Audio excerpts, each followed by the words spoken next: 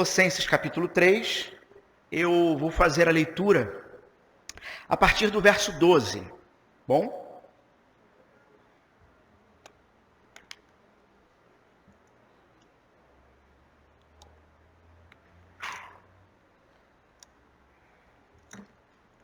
Todos acharam?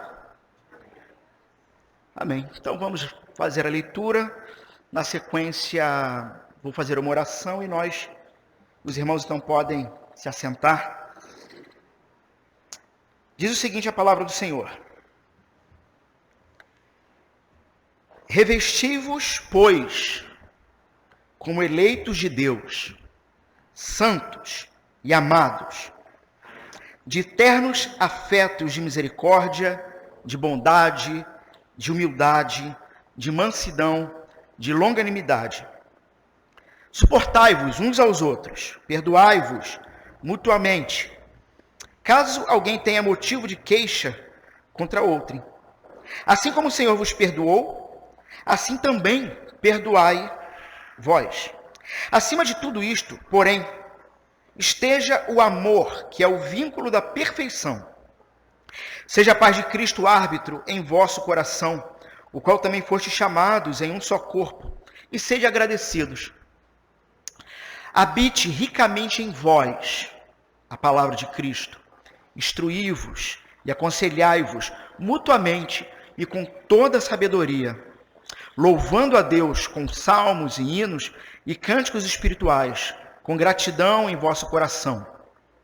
E tudo o que fizerdes, seja em palavra, seja em ação, fazei-o em nome do Senhor Jesus, dando por ele graças a Deus Pai. Amém. Vamos fazer uma oração?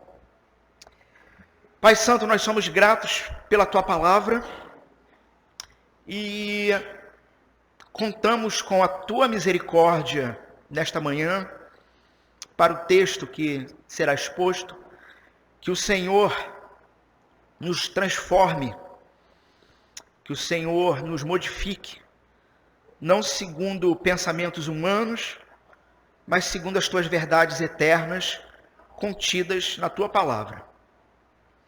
Oramos confiantes no Senhor em nome de Jesus. Amém. Amém. Pode sentar.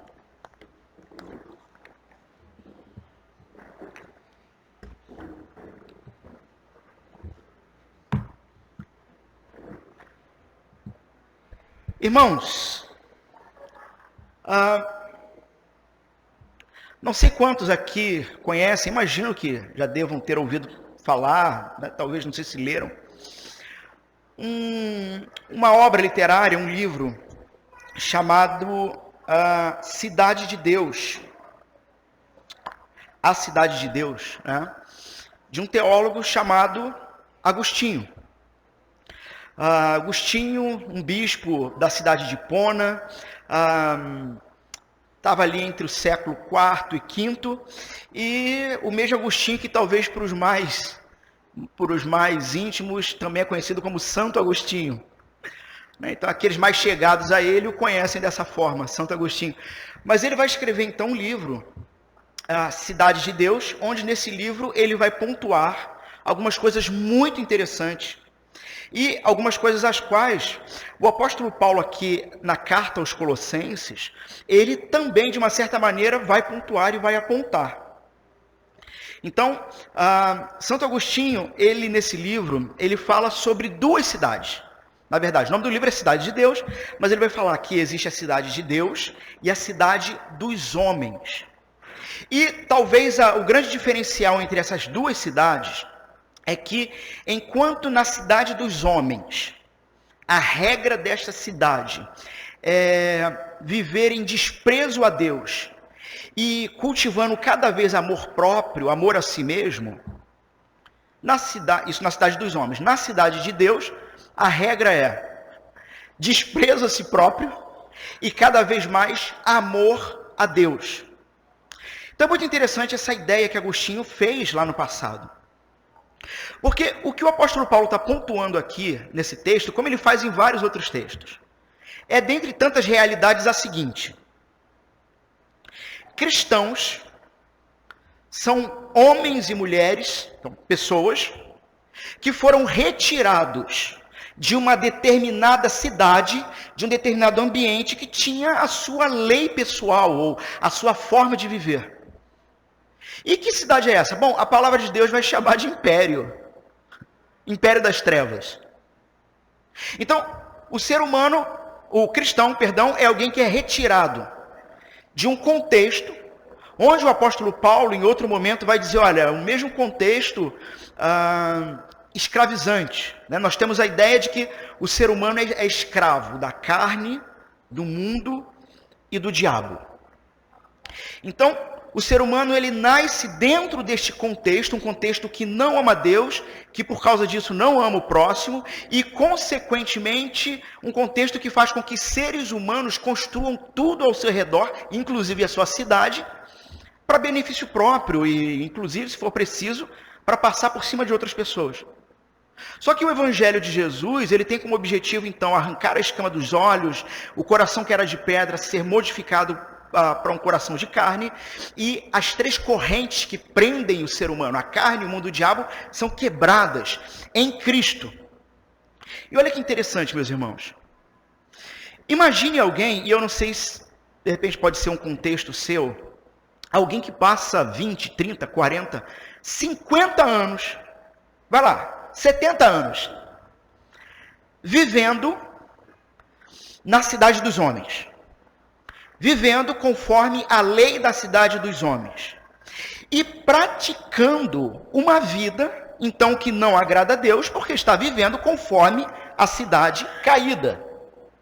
E aí, depois desses 20, 30, 40, 70 anos, ele é retirado, então, desse império das trevas, ele é arrancado, como que pela própria raiz, desse mundo caído, e é posto no reino do Filho do amor de Deus. Me parece, então, que essa pessoa que cultivou a vida inteira práticas de pecado e práticas que desagradam a Deus, ela precisa reaprender a viver conforme a palavra de Deus. Os irmãos concordam comigo?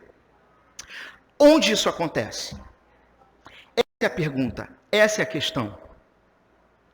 Em que ambiente, em que local o Senhor que tira o sujeito do mundo caído para elevá-lo à sua própria presença e transformá-lo gradativamente à imagem e semelhança do Filho dele, em que ambiente, em qual local isso irá acontecer? A palavra de Deus ela vai deixar muito claro que isso vai acontecer na igreja do Senhor. Ora, é dentro da igreja. E é nesse contexto então que o apóstolo Paulo, nos versos anteriores, ele está dizendo o seguinte para os cristãos de lá, como a palavra de Deus diz para nós aqui.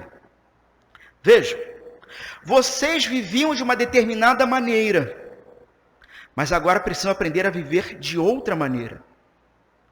E nessa instrução que o apóstolo Paulo vai dando, o ponto principal dele vai ser o seguinte: não é possível ser modificado pela palavra de Deus, se você não estiver em plena comunhão e caminhando junto com os seus irmãos em Jesus Cristo. E aonde isso acontece? Na igreja do Senhor.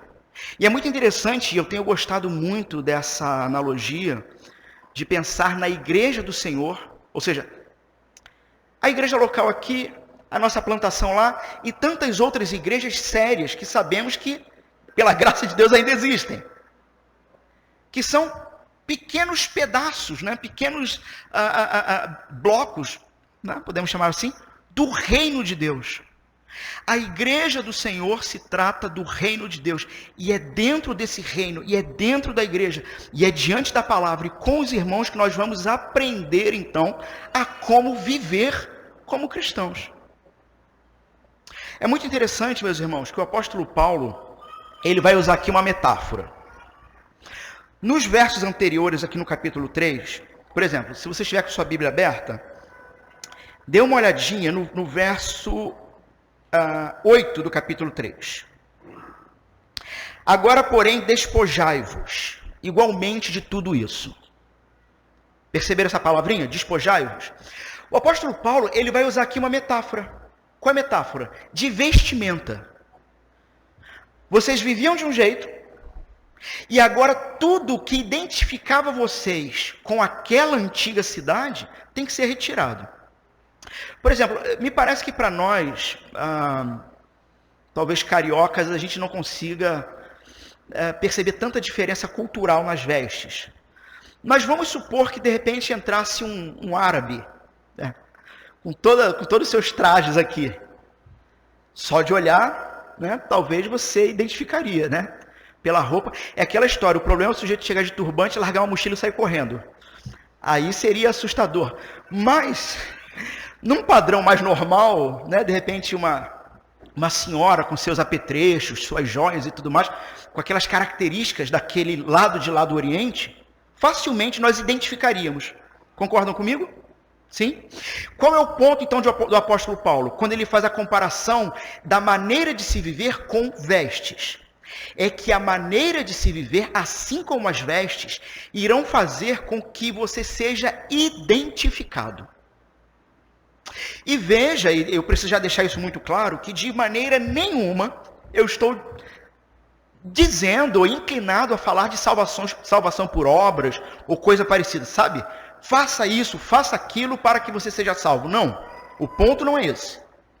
O ponto do apóstolo Paulo é que ele vai tratar nos capítulos anteriores. Vocês já foram resgatados por Jesus.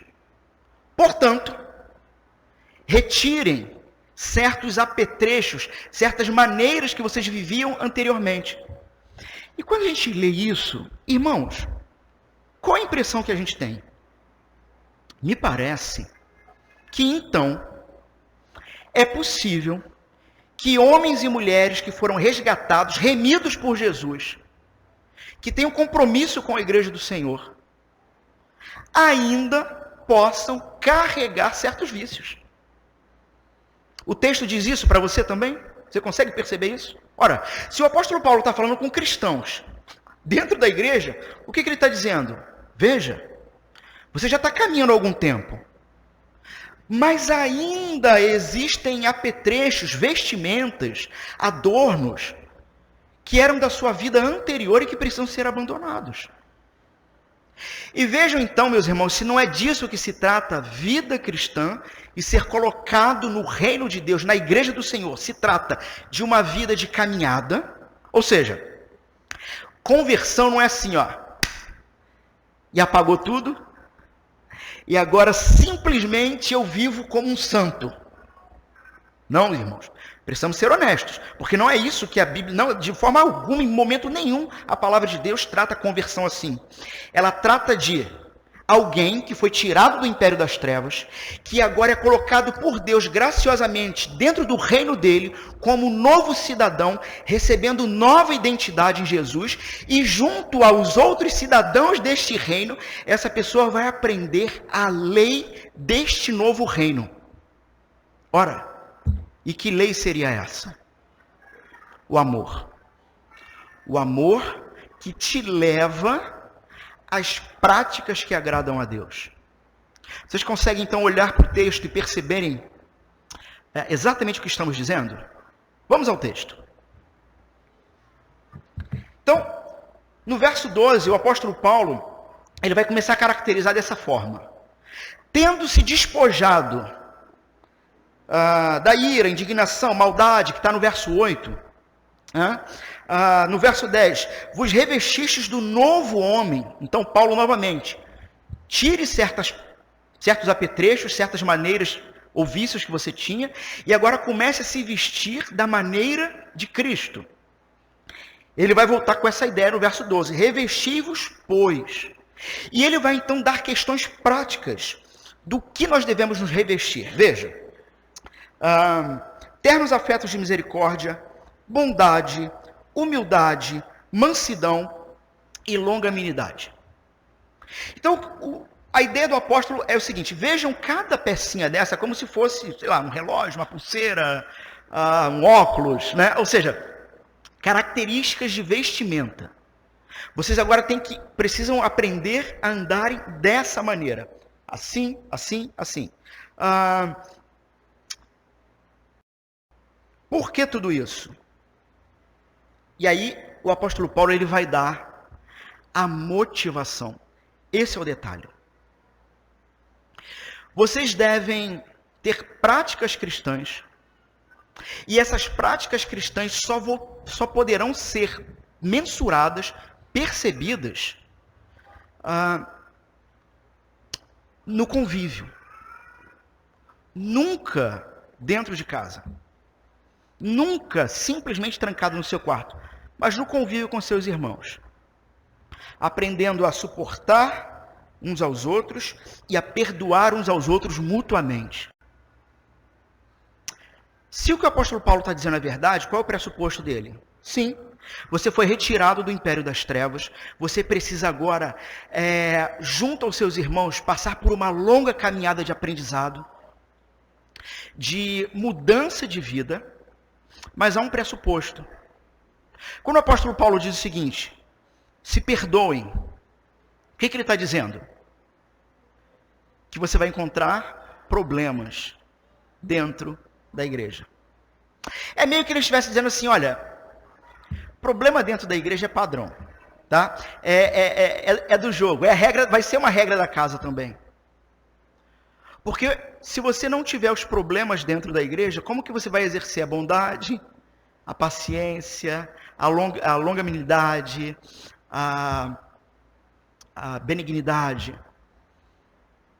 Então aprendam a praticando isso, suportar uns aos outros, tendo acima de tudo, verso 14, o amor. E aí quando o apóstolo Paulo fala do amor, a ideia aqui é que você colocou essas vestes, né? Um irmão botou uma gravata, outro botou a meia, outro botou... Só que o que vai costurar tudo isso, o que vai dar o vínculo perfeito de tudo, será o amor. Antes de nós irmos para o verso 15, os irmãos devem ter percebido que eu pulei alguma coisa aqui. Por quê? Porque o que eu quero focar nessa manhã, que lá é a noite, o que eu quero focar nessa manhã, na verdade, é a motivação que o apóstolo Paulo vai dar para dizer: vocês viviam de certa maneira, foram colocados no reino de Deus, precisam aprender a viverem agora como cidadãos do reino de Deus, tendo a sua identidade focada no reino de Deus. Mas existe um motivo, ou pelo menos ele vai nos dar 3 motivos para isso. Por que vivermos constantemente em batalha pessoal? E isso é interessantíssimo. Batalha pessoal para abandonar determinadas formas que se vivia anteriormente. Revesti-vos, pois, disso, por 3 motivos. Revesti-vos, pois, como eleitos de Deus. O apóstolo Paulo está dizendo para a igreja que nós, como cristãos, precisamos definitivamente começarmos a vivermos e agirmos como cristãos por um motivo que é espetacular. Por um motivo que, inclusive, pode ser escandaloso para muitos. Qual motivo? O fato de que você deve olhar para você mesmo, de que você deve olhar para as tentações que você ainda tem, ou para alguma prática que você ainda pratica, que não faz parte do reino, e lembrar o seguinte: o Senhor decretou a minha salvação. Revesti-vos, pois, como eleitos de Deus. Ou seja, nós temos aqui uma das doutrinas mais, talvez, polêmicas das Sagradas Escrituras. Uma doutrina que vai dizer que não fomos nós que escolhemos a Deus, mas que foi Deus que nos escolheu. Que só estamos nesse caminho porque fomos predestinados por Deus para estarmos neste caminho. Ou seja, essa salvação, essa eleição de Deus, ela não acontece porque eu ou você era amável, ou éramos amáveis aos olhos de Deus. Mas Deus te elegeu para que você seja amável, para você se tornar amável. Como nós respondemos a isso? O apóstolo Paulo ele está costurando toda a maneira que o cristão deve viver a partir da sua identidade. E então, qual é a primeira característica dessa identidade? Povo eleito. Povo escolhido por Deus. Sabe o que significa isso? Significa que se Deus não tivesse tomado uma decisão pessoal, unilateral, de te arrancar do império das trevas e te colocar no reino dele, você estaria caminhando a passos largos e sorrindo para o inferno. Mas o contrário, ele sem ter nenhuma obrigação de te eleger, sem ter nenhuma obrigação de te salvar, ele decidiu te salvar. Povo eleito. Se isso é uma realidade, como então eu posso querer viver de uma maneira diferente, que não seja como resposta a essa eleição? Como eu posso não viver, de fato, de uma maneira que agrade ao Senhor, cumprindo então todos esses requisitos que o apóstolo Paulo vem colocando na sequência? Veja, olhe para a sua vida. Olhe por um instante para a sua vida. Você consegue ter controle pessoal sobre você mesmo? Sobre sua própria vida biológica? Talvez seria interessante fazermos perguntas ou reflexões do tipo: quantos pereceram nessa vida por questões ou problemas muito menores do que os seus, enquanto que você passou por questões e problemas gigantescos e foi preservado até a sua conversão, até a sua salvação? Por que isso? Sabe, já ouviu história de gente que estava andando na rua, bateu a cabeça, tropeçou e bateu a cabeça no meio-fio e morreu? Quantos são preservados de acidentes muito maiores? A grande questão é que nós não temos, então, controle algum sobre esses pontos da vida. E essa doutrina, a doutrina da eleição, ela vai tratar sobre essas questões. Sobre a realidade de que eu me encontrava morto em delitos e pecados, sem a menor chance, sem a menor condição de, por conta própria, conhecer o autor da vida. Mas o Senhor me chamou, me elegeu para um propósito, para um fim específico. Então, os exercícios de bondade, misericórdia, humildade, ternos afetos, mansidão, longanimidade, eles precisam ser buscados por um primeiro motivo. Porque o Senhor me chamou para isso. E aí vem um segundo motivo que é interessantíssimo. Quem é você? Alguém eleito por Deus. Mas não somente eleito, alguém santificado por Deus, ou tornado santo. Irmãos, do que se trata essa santidade? Do que se trata ser santo? É ser separado. Então veja, de maneira simples, panorâmica, santo é alguém que foi separado por Deus para um exercício específico que glorifique o nome dele. Ser santo é ser alguém separado por Deus para exercícios específicos que glorifiquem o nome dele. Que motivo maior você tem para buscar essa satisfação do Senhor do que ter a firme convicção do seguinte: tudo que é necessário para glorificar o nome do Senhor através da santidade já me foi dado em Cristo Jesus. Então, alguém santo é alguém que não somente separado por Deus mas foi separado por Deus com um fim, com um objetivo.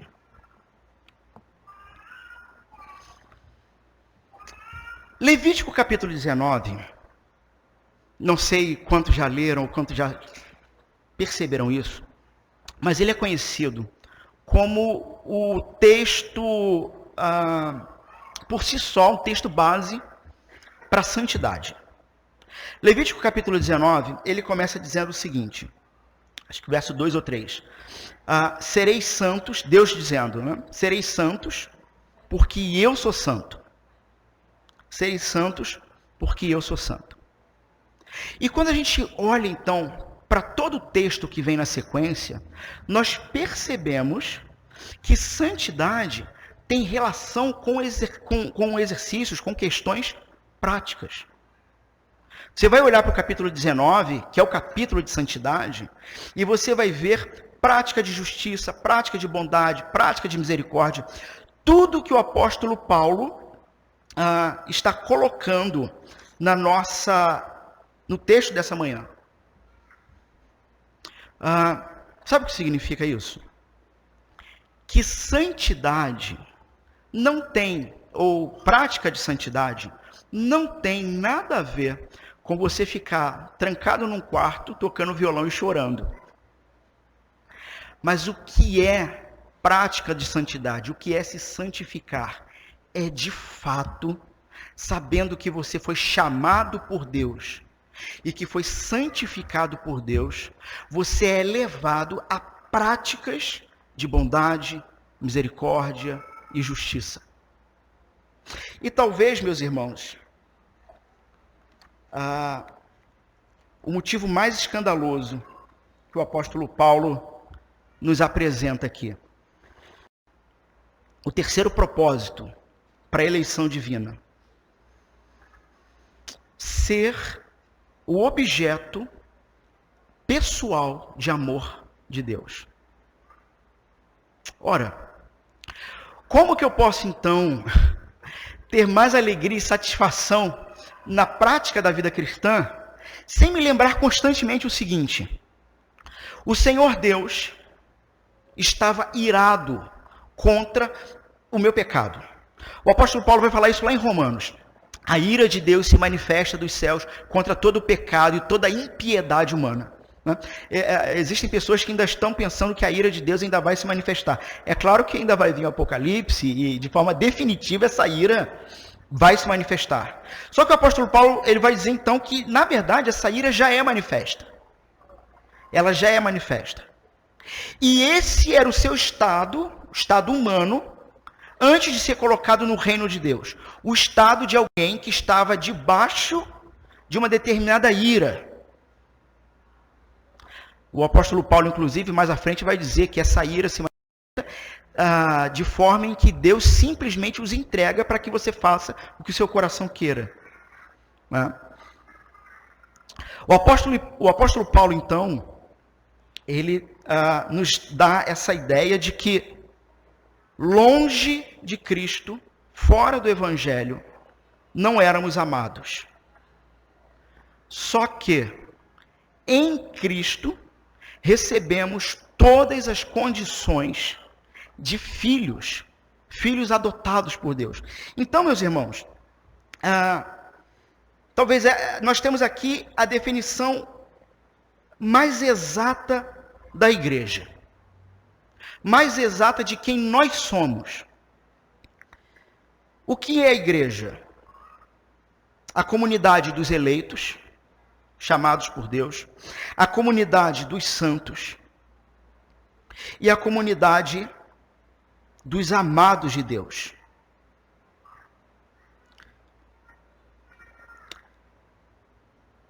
Os amados de Deus são aqueles em cujas vidas Deus, de modo consciente, decidiu fixar amor.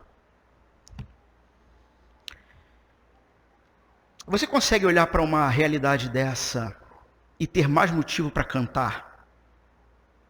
Pense o seguinte, que Deus ele não está esperando, na verdade ele não precisa, de nada que você possa fazer. Deus não precisa das suas obras. Deus não precisa do seu trabalho. Por que trabalhamos? Por que nos envolvemos? Resposta de gratidão. Deus não precisa de coisas que você possa produzir e apresentar. Mas Deus quer você. Deus quer estar com você. Você quer um motivo maior para cantar ao Senhor do que esse? Irmãos, tem uma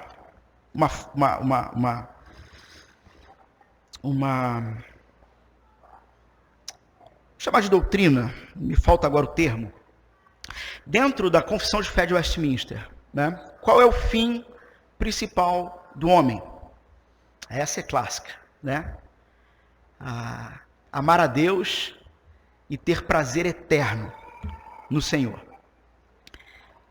Enquanto eu meditava e preparava nesse sermão, eu cheguei a um texto muito interessante, falando sobre esse artigo da confissão. É de um pastor comentando C.S. Lewis, dizendo o seguinte: C.S. Lewis e o propósito principal do ser humano. Veja, ele vai ler aqui um texto de Apocalipse, capítulo 4, verso 11. Digno és, Senhor e Deus nosso, de receber a glória e a honra e o poder, porque tu criaste todas as coisas e para o teu prazer vieram a existir e foram criadas. Vejam o que o autor, comentando C.S. Lewis e esse texto, vai dizer nesse tópico. Povo amado de Deus. Então vai dizer o seguinte: qual é o fim supremo e principal do homem? O fim supremo e principal do homem é glorificar a Deus e gozá-lo para sempre. E ele vai dizer: eu sempre concordei plenamente com a resposta, até ler o livro O Problema do Mal e da Dor, de C.S. Lewis, onde Lewis faz a seguinte declaração: não fomos criados... Irmãos, eu sei que isso vai parecer muito herético, mas atenção, vamos entender aqui. Não fomos criados primeiramente para amar a Deus. Como assim? Ainda que tenhamos sido criados para isto também. Mas fomos criados, a base dele é Apocalipse 4:11, fomos criados para que Deus nos ame, para que sejamos objetos nos quais o amor divino descanse satisfeito. Em Apocalipse 4, a palavra usada para prazer pode ser traduzida por propósito, vontade. Todas as coisas foram criadas para Deus, para o propósito de Deus, para o prazer de Deus, de acordo com a sua vontade. Acho que não tem como separar a vontade e o prazer dele. Se ele tem vontade de fazer algo, é porque isso o satisfaz. Esse é o prazer dele. Se pensarmos que o propósito supremo do homem é que ele faça algo para Deus, então entendam aqui o ponto dele. Se pensarmos que o seu propósito supremo é fazer alguma coisa para Deus, nem que seja amar primariamente, estamos centrando a sua existência nele mesmo e Deus como objeto de sua ação. Se pensarmos que o propósito supremo do homem é receber algo de Deus, então o homem é o objeto necessitado. Faz sentido isso para você? Deus é o centro de tudo, inclusive da existência humana. Deus não existe em função do homem, e nem o homem existe em função de si mesmo. O homem existe em função de Deus, e ele é o recipiente de ação de Deus. O homem foi criado por Deus para ser o receptáculo. Fomos criados para que Deus nos ame. Fomos criados para o seu prazer. Ora, quem é você e do que você faz parte? Sou um novo ser. E me parece então que são declarações assim bíblicas e bombásticas, que no momento da tentação, no momento até da tristeza e da angústia, você deve de fato fazer como o salmista do Salmo 42, sabe? Eu gosto muito daquela ideia do Salmo 42, em que ele fala com a própria alma, né? Porque estás abatido a minha alma, porque te perturbas dentro em mim, como que se pudesse pegar a alma, botar de frente com você e se perguntar, meu amigo, por que nós continuamos vivendo e pensando e agindo como se não tivéssemos o próprio Senhor como nosso? Como é possível nos desesperarmos com as questões da vida e nos esquecermos que nós, ou eu, né? Cada um no seu momento pessoal, que eu sou alguém que faço parte de um povo que foi exclusivamente chamado por Deus, separado por ele para o serviço a Ele. E acima de tudo, e talvez o mais escandaloso, a verdade mais escandalosa, eu fui chamado por Deus para ser objeto de amor dele. Tem uma frase, pastor Jonas Madureira, eu não vou lembrar essa frase completa, mas ele diz mais ou menos o seguinte: quando fixamos no nosso coração a realidade de que Jesus é Deus e que Ele me substituiu para que eu estivesse em comunhão com Ele, o medo tem que acabar. Povo eleito, santo e amado. Povo que detém agora nova identidade. Povo que através dessa realidade pode de fato olhar uns para os outros e dizer o seguinte: vamos aprender a convivermos juntos porque o Senhor nos chamou para isso. Sabe aquela oração que de vez em quando você pode fazer ao Senhor: Senhor, me dá paciência. Você já orou isso? E o que você teve como resposta? Mais problema? Porque você queria desenvolver paciência como? Percebem então que o reino de Deus, a igreja do Senhor, é o ambiente em que o Senhor nos coloca nela e nos prepara. Nós temos irmãos mais maduros, nós temos irmãos mais novos, e uns aos outros, uns com os outros, vamos aprendendo a conviver na prática do amor e nas práticas que são desenvolvidas pelo amor: bondade, misericórdia, longanimidade, humildade. E nisso tudo, confiantes em que o Senhor nos deu essa nova identidade e que Ele nos mantém firmes, convictos na fé dEle até o fim. Eu gosto de uma ilustração que o pastor John Piper faz no seu livro Irmãos Não Somos Profissionais, recomendo aos irmãos. É um livro inicialmente para pastores, mas a igreja deveria ler também. E em um dos seus capítulos, é um capítulo, pelo menos o título, né, é bem polêmico, até que você leia o capítulo e entenda. Mas num dos seus capítulos ele vai dizer o seguinte, ele diz como quem diz para pastores, né? Irmãos, ensine a sua igreja a não servir a Deus, a não trabalhar para Deus. Alguma coisa assim o título. Você fala, pastor Ricardo mandou um pastor maluco para vir pregar para a igreja. Porque o que ele está querendo dizer? Qual é a premissa dele? A premissa dele é que o Senhor não necessita de serviço nosso, mas que muito pelo contrário. Por sermos amados dele, ele fará tudo o que for necessário para que nos tornemos santos e que vivamos de forma que alegre o Espírito. Porque o que é que está em jogo? É o nome do próprio Senhor. E aí ele vai fazer uma ilustração para a gente entender o ponto. Veja, eu gosto muito dessa ilustração. Ele faz essa ilustração com futebol americano, mas como eu não entendo nada de futebol americano, eu faço com o nosso futebol brasileiro. Ele diz o seguinte: imagine um dono de time de futebol, e esse time ele vai jogar a final da Copa. Vamos lá, pronto. Brasil, né? Embora não pareça, esse ano tem Copa. O time vai jogar a final da Copa. E aí o dono do time vai escalar. E aí ele vai para a rua e ele começa na rua, escalar os jogadores. Aí ele vai lá e escala. Gente sem mão, sem pé, perneta, outro torto, outro ombro, a coluna é toda ruim, o cara não consegue correr. O outro é cego, né? Escala surdo. Enfim, escala gente de muleta. Só que todo mundo é escalado separado. Ninguém... Ele só pensa assim, poxa, fui escalado para a seleção. Olha que, né? Que honra. Né? A gente vai ganhar, porque com certeza os outros têm perna. Eu não tenho, mas os outros devem ter. E quando chega todo mundo no meio do campo, que um olha para o outro, acabou. Esse técnico é doido. Mas aí,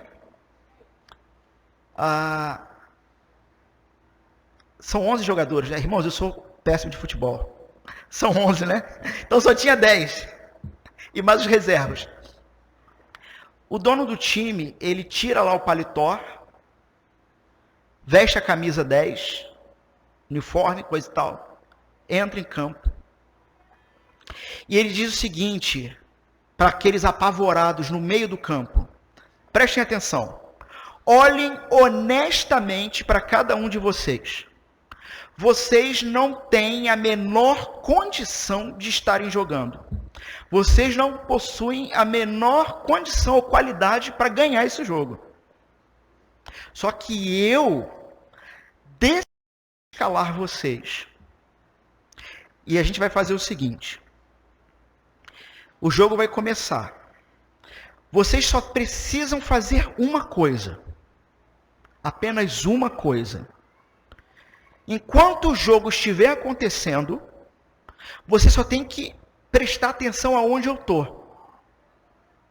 Não tire os olhos de mim. Eu vou correr o campo todo, de ponta a ponta. Não tire os olhos de mim. Se porventura a bola chegar para você, o seu único papel é, observando aonde eu estou, dar um jeito de jogar a bola para mim. Porque eu vou correr o campo inteiro e eu vou ganhar esse jogo, porque você não tem condição. Esse é Jesus. Esse é Jesus. Que nos chama, nos santifica, nos diz que somos amados por Ele, e que a partir disso agora, então, vivemos em comunhão, vivemos em comunidade, nos aconselhando uns aos outros. E aí nós temos o finalzinho dos versos, 15, 16 e 17. Seja então, diante de toda essa realidade, dos exercícios de amabilidade de uns para com os outros, dos exercícios de bondade e de justiça, sendo modificados em Cristo, aprendendo a ter a identidade do novo reino, seja então a paz de Cristo o juiz, a ideia de árbitro é isso, o governante do vosso coração. Porque vocês foram chamados em um só corpo, e assim sejam agradecidos. Como ter essa paz? Sim, ele já me pontuou uma primeira realidade. Esta é a realidade. Quem vocês são? Qual é a sua identidade? Por que você continua desesperado? Por que você continua tendo medo? Ora, lembre-se de quem você é e de como você deve viver. E que assim essa paz, ela governe, ela determine todos os passos da sua vida. E talvez possa ficar uma coisa, se Paulo parasse aqui, ficaria algo muito etéreo, muito assim suspenso. Não, tudo bem, mas como isso vai acontecer? E ele vai dizer no verso 16. Embora na nossa tradução não pareça, mas o verso 15 e o verso 16, ele está intimamente conectado. Essa paz de Cristo brota no coração e você também vive uma vida de gratidão por causa da palavra de Deus que deve habitar ricamente em vós. Ora, então qual é a conexão disso tudo? A palavra do Senhor. Que a palavra de Deus habite ricamente em vós, e assim vocês vão poder se instruir e se aconselhar mutuamente em toda a sabedoria. E aí é interessante como é que ele vai fechar esse verso. Louvando a Deus com salmos e hinos e cânticos espirituais com gratidão em vosso coração. Irmãos, vocês concordam comigo que o apóstolo Paulo aqui nesse finalzinho, ele está dando todas as características de um culto cristão? Louvando a Deus com salmos, hinos e cânticos espirituais com gratidão no vosso coração.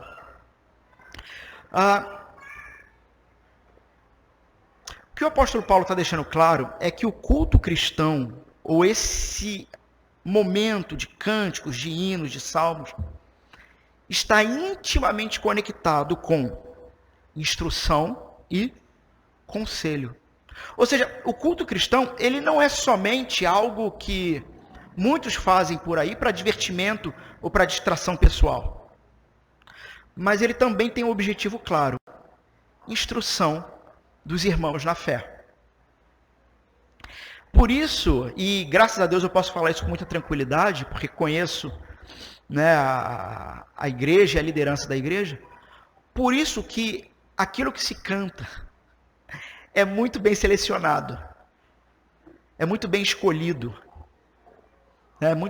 há um cuidado, porque aquilo que se canta vai ter relação com a vida comunitária e com a instrução uns aos outros. E o apóstolo Paulo fecha então da seguinte forma: e tudo o que fizerdes, seja em palavras, seja em ação, fazei-o em nome do Senhor.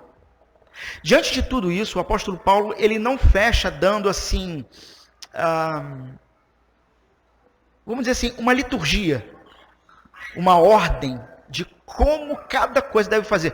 Mas ele resume tudo em: veja, tudo que você for fazer em palavra e em ação precisa ser feito mensurando o seguinte: posso fazer isso, ou posso realizar isso, ou posso tomar tal decisão, ou posso praticar tal ação claramente em nome do Senhor Jesus. Eis aí uma boa maneira. Sabe aquela preocupação que nós temos na vida sobre escolhas, sobre decisões, sobre o que fazer? Alguns ficam esperando aquela nuvenzinha, né? À noite uma coluna de fogo e de dia uma nuvem, né? Com setas e os anjos tocando trombeta e uma voz dizendo: é ali, aquele é o caminho, essa é a escolha. E o apóstolo Paulo então está dizendo aqui o seguinte: nesse processo em que você está se tornando cidadão do reino, ou seja, tirando as vestes antigas, botando as vestes novas e aprendendo a viver dentro do reino, eis aí uma boa maneira de você mensurar, de você pensar como tomar decisões sobre o que fazer, o que falar e como agir, e o que pensar. Que seja feito em nome do Senhor Jesus. Se existe algo que você não pode declaradamente dizer: é em nome de Jesus que eu estou fazendo isso. A gente lembra do apóstolo Paulo dizendo, quer comais, quer bebais, que tudo seja feito para a glória de Deus. Então, aqui o apóstolo Paulo está fechando com essa regra final. Por ele, dando por ele, graças a Deus Pai. Irmãos, que tudo o que façamos então, dentro do reino de Deus, e se há dúvidas sobre determinada decisão ou prática deve ser tomada ou abandonada, eis aí a instrução final do apóstolo Paulo aqui. Pode ser feito em nome de Jesus? Então faça. E faça em constante graças a Deus, dando constantemente graças ao Senhor Jesus. Disso se trata o povo de Deus, disso se trata o reino de Deus. Homens e mulheres se auxiliando, lembrando quem são, e vivendo e se aconselhando constantemente a viver de acordo com esta regra. Pode ser feito em nome de Jesus, então que seja feito com ação de graças. Amém? Amém. Vamos fechar os olhos, ter um momento de oração. Eu passo para a equipe de música na sequência.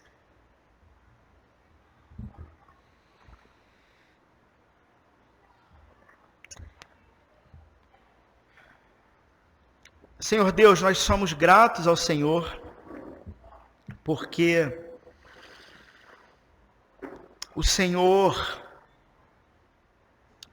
nos trouxe até o teu reino, e o Senhor tem um objetivo pessoal de nos transformar, de nos modificar, de aprendermos a viver conforme a regra do teu reino, ao amor ao Senhor e aos nossos irmãos. Porque o Senhor tem um objetivo pessoal de nos santificar e fazer com que nós olhemos para o Senhor e nos sintamos seguros, amados no Senhor. Mas em contrapartida, o Senhor também nos chama constantemente à correção, à reflexão. Quem sou eu no teu reino? Quem sou eu diante dos meus irmãos?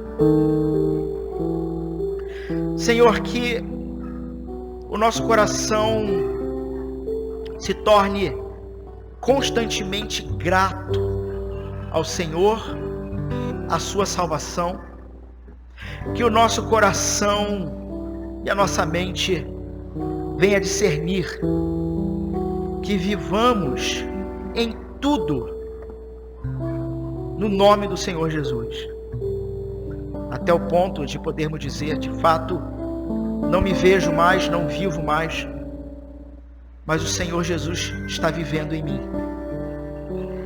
Senhor, que o teu povo, que esta igreja, venha desenvolver pela tua palavra, venha ter essa paz que governa, venha ter essa união do teu povo, do teu reino, com base na tua palavra, com base na tua obra, com base na tua realidade, e venha frutificar e glorificar o teu nome neste lugar. Oramos assim agradecidos em nome do Senhor Jesus. Amém. Se os problemas parecem não ter solução, quando as mágoas inundam o teu coração, há alguém que atende a tua oração. Jesus Cristo, Mestre, Senhor, Ele é o dono da chuva, do sol e do ar, é Senhor da alegria, da dor, do chorar.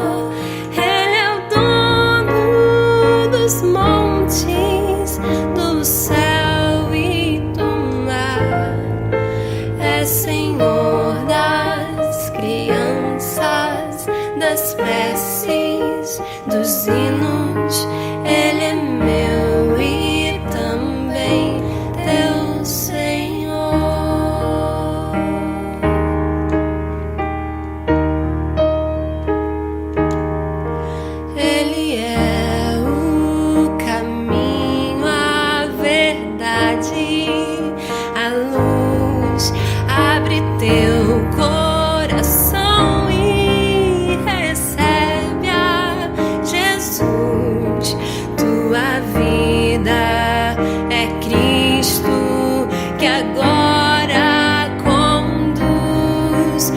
pois é Ele teu mestre, Senhor.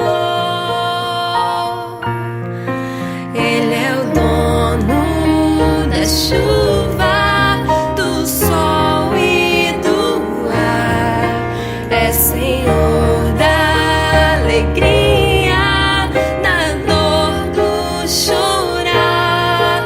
Ele é o dono dos montes, do céu e do mar, é Senhor das crianças, das preces, dos hinos. Ele é meu e também teu Senhor.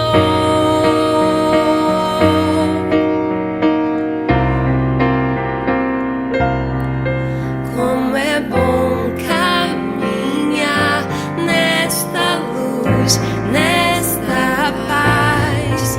Ele vive pra sempre, Ele me satisfaz. Eu sou dele, a vida que Ele me traz é segura, pois Ele é Senhor. Ele é dono da chuva, do sol e do ar, é Senhor na alegria, da dor, do chorar. Ele é dono dos montes, do céu e do mar, é Senhor das crianças, das preces,